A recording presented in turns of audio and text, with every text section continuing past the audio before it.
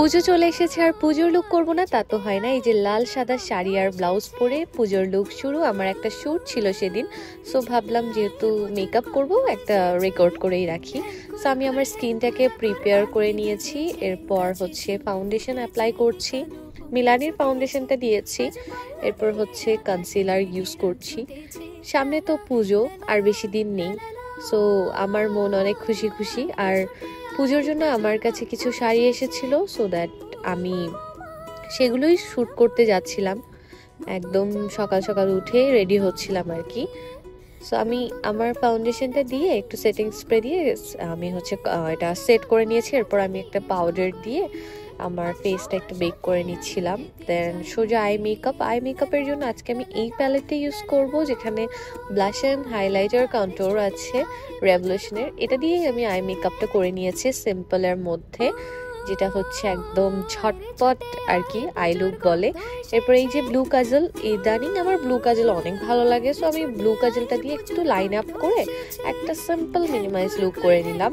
আইয়ে হালকা একটু শিমারি অ্যাড করেছিলাম লাস্টে। অ্যান্ড দেন হচ্ছে আমি আইব্রোটা হচ্ছে ড্র করব। যখন আমার খুব তাড়া থাকে আমি পেন্সিল দিয়ে হচ্ছে ড্র করে নিই, খুব স্মুথলি হয়ে যায়।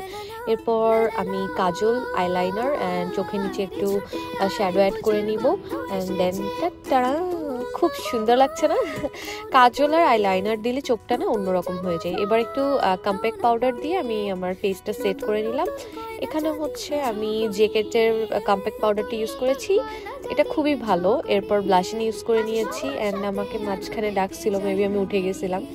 এরপর সেটিং স্প্রে, হাইলাইটার। এই তো এখন একদম মেকআপের শেষেই যে দেখেন লুকটা কি সুন্দর লাগতেছে, কি স্মুথ।